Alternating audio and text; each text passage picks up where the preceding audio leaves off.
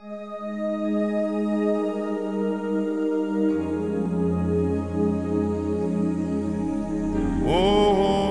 I believe there are angels among us, sent down to us from somewhere up above. Charlie was a bright, happy little boy. He typically had a smile on his face when he woke up in the morning and when he went to bed at night. He was full of life and love and laughter. The thing that stands out most in my mind about Charlie was his smile, and I think just by looking at his pictures, you'll see that the kid was always smiling. When he walked into a room, or when you walked into a room that Charlie was, he was certainly the first person you noticed. Just had a magnetic appeal to people. November 1st, 2007, day after Halloween, apparently we got the call that no parent ever wants to get. Apparently there was an accident at home, and a dresser, which was only 30 inches high, had apparently fallen over and taken Charlie's life. A tragedy like none other. The old dresser was right here with this new one sitting, actually, and it was only 30 inches, which I believe is somewhere in this proximity. We had really no idea that a dresser that was in a children's dresser made for children's rooms that was only 30 inches high could potentially fall over and hurt a child, let alone kill one. Apparently, had the dresser been secured to the wall with a tether of some sort, or a chain, or a bracket, it would have never tipped over. The first thing we want to do is to lay in bed and hide away from the world, but first and foremost, we had 3 other children that we need to raise and be parents to.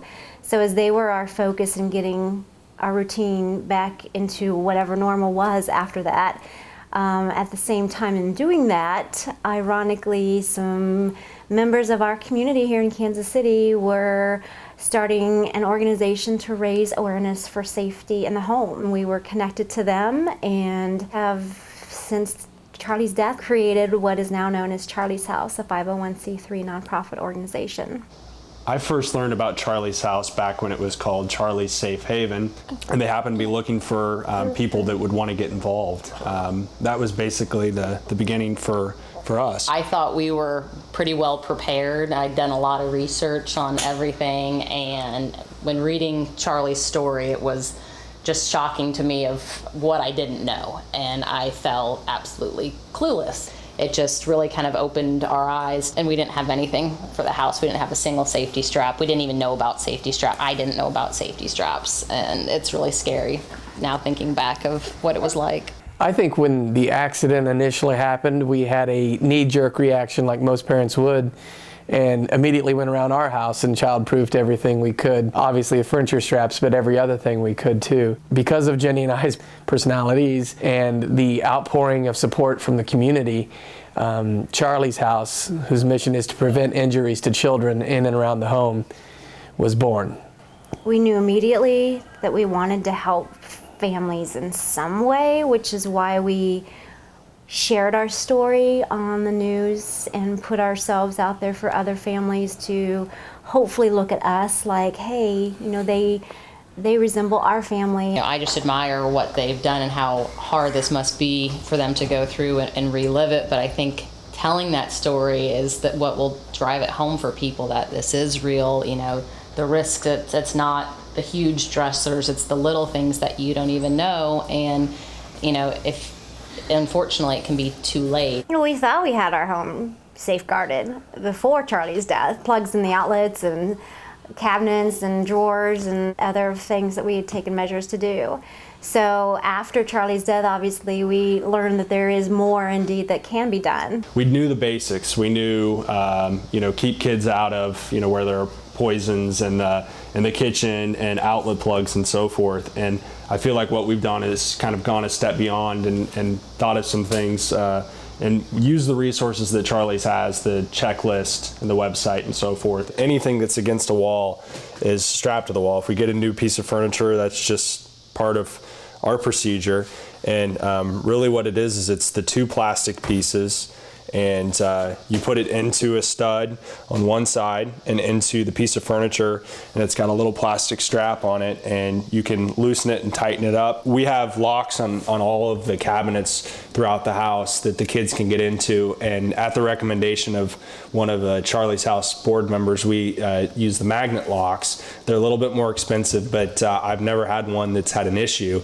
And you put the magnet on, and that's how you open them up. We bought appliances with the kids' safety in mind. We have a microwave that opens up and out, so it's harder for a kid to get into and grab hot things out. We picked out a stove that has the knobs up top, so again, they're at least older before they're able to reach, like a previous stove we had knobs that were down along the side. And we're personally both excited for when the safety demonstration house is ready. We're here at the site of Charlie's House, and we're near 24th and Truce, sandwiched between the Kansas City, Missouri Health Department and Truman Medical Center. The house is going to be on the side of an existing structure, Safety Street, and it's going to run into this retaining wall. Charlie's House is a destination where parents and caregivers, babysitting classes can be held. There'll be a community room that we can have a lot of programming and teach community members not only how to properly childproof their home, but perhaps CPR classes and all kinds like that. The upstairs level will actually be a safety demonstration home, a hands-on, interactive experience for those individuals to learn how to properly childproof your home. Our mission is to educate people, so just by building a building, it's not going to do that. We are constantly striving to understand opportunities to plant seeds. I mean, the board and the volunteers of Charlie's House are only so many, and really will only, seek maximum growth if we get other people spreading our message. It's just important that we become a resource that people rely on. And Brett and I have tried very hard just within our Charlie's House organization, as well as in the community when we're out there talking to other folks, is that Charlie's House, while to Brett and Jenny it's about Charlie, but to you it's about Sam or Emmy, or it's about the children in your lives.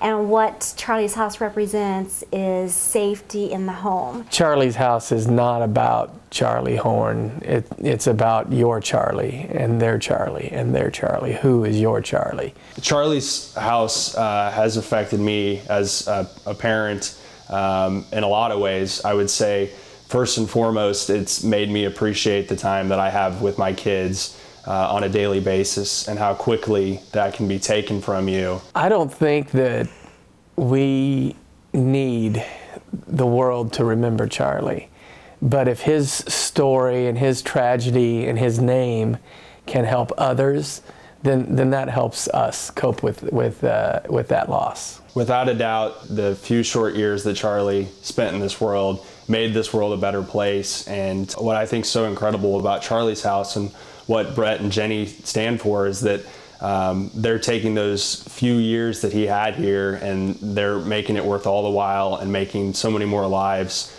better in the process. I believe there are angels among us, sent down to us from somewhere up above. I think you'd be happy. Yeah, I think we can remember Charlie in our own ways, and certainly Charlie's House to us will always be about our Charlie, but it's also about so many other accidents and injuries that we can prevent to other children. To guide us with a light of This is Charlie. love.